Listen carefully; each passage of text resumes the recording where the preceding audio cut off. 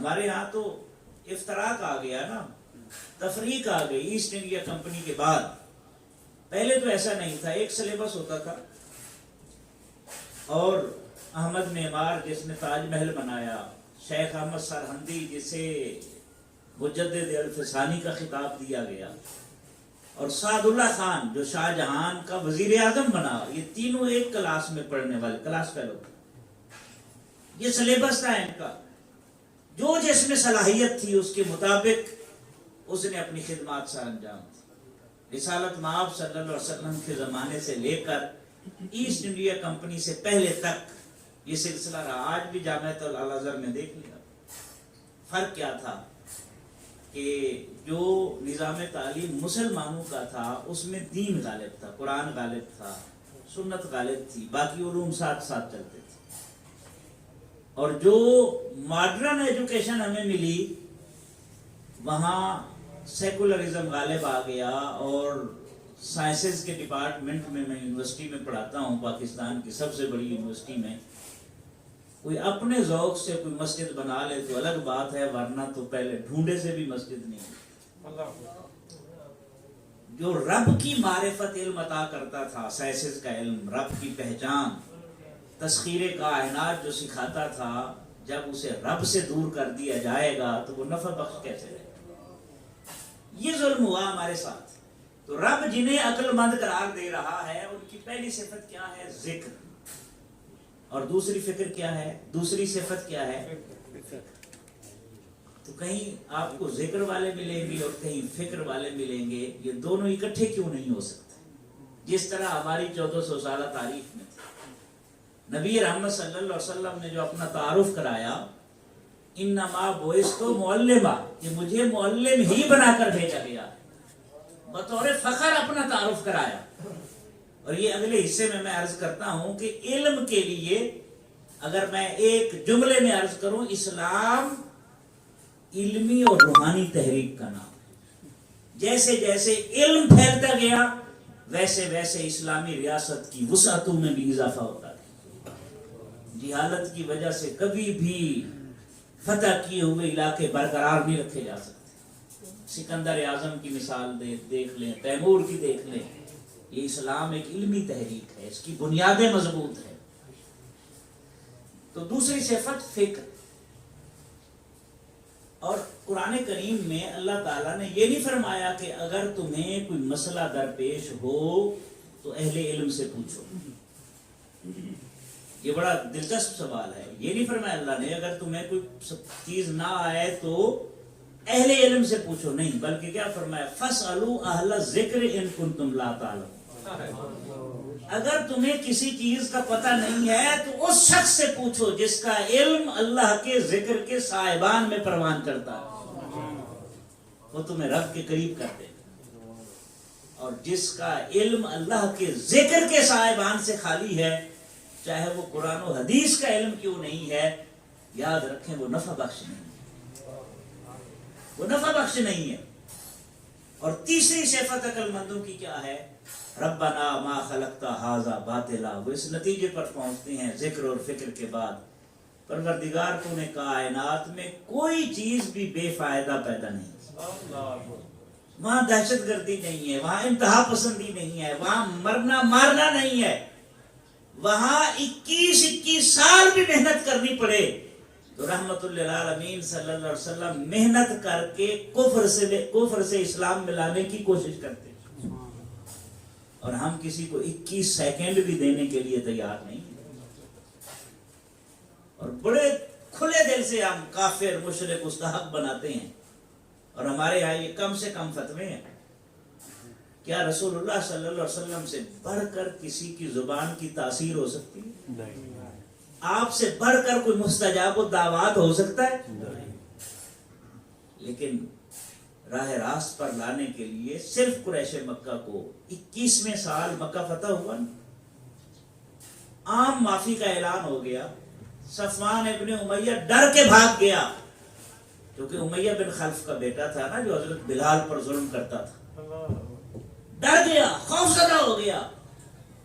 اس کا کزن آیا عمیر ابن وہب، یا رسول اللہ صلی اللہ علیہ وسلم، یہ عام معافی کا جو اعلان ہے کیا یہ صفوان کے لیے بھی ہے؟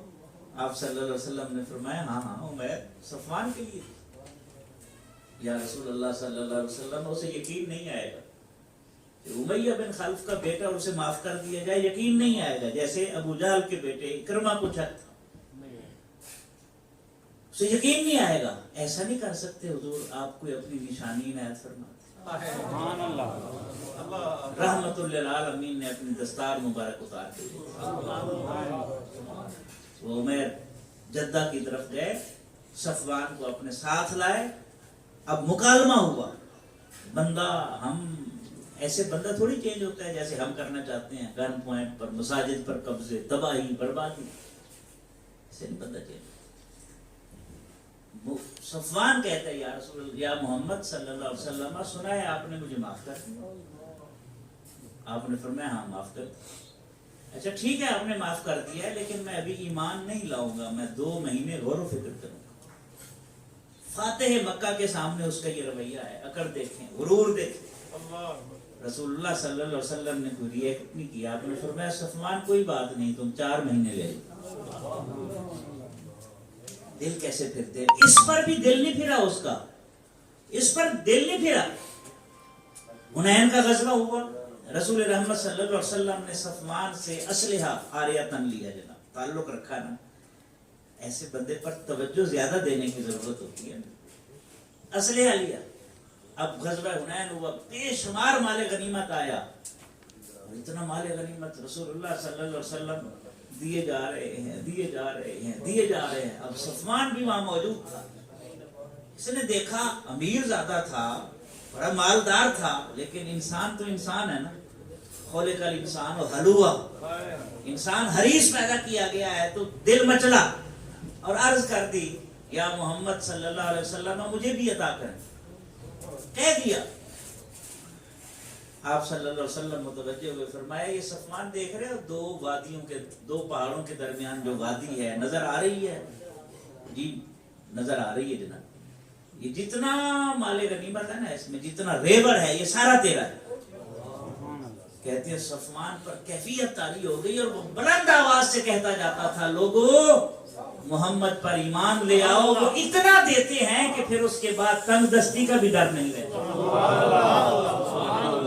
ایک بندے کو راہ راست پر لانا اتنا آسان نہیں ہے. یہ ہماری ذمہ داری تھی. اسلام علمی تحریک ہے, روحانی تحریک ہے.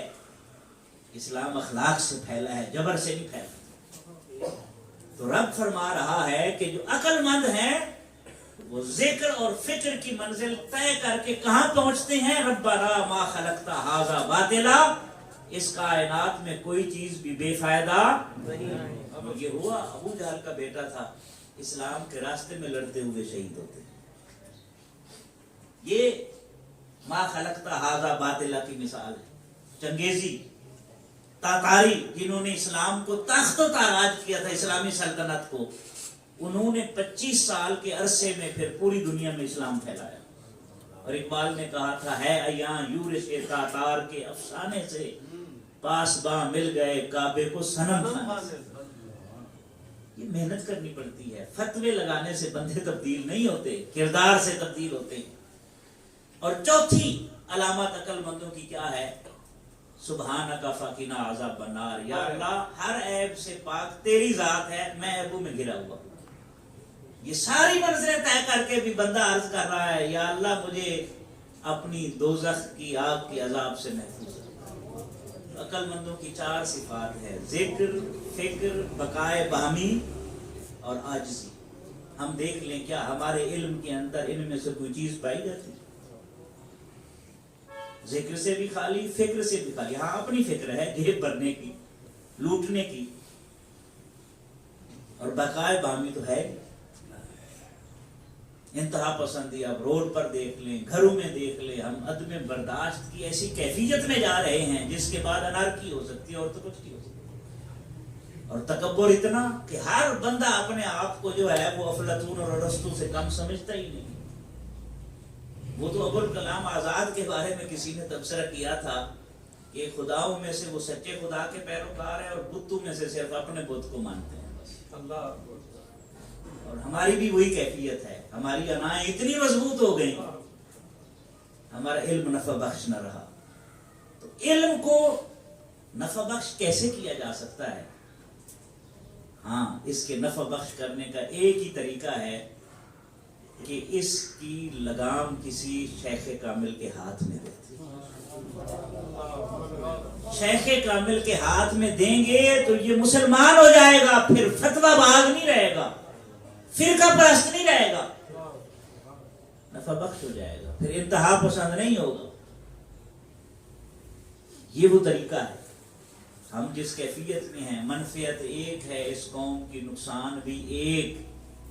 حضور نے فرمایا تھا نا، مسلمان ایک جسم کی مانند، ایک عضو کو تکلیف پہنچے تو سارے اعضاء محسوس کرتے، ایسا کیوں نہیں؟ منفعت ایک ہے اس قوم کی، نقصان بھی ایک ہی سب کا نبی، دین بھی ایمان بھی ایک، حرم پاک بھی، اللہ بھی، قرآن بھی ایک۔ کچھ بڑی بات تھی ہوتے جو مسلمان بھی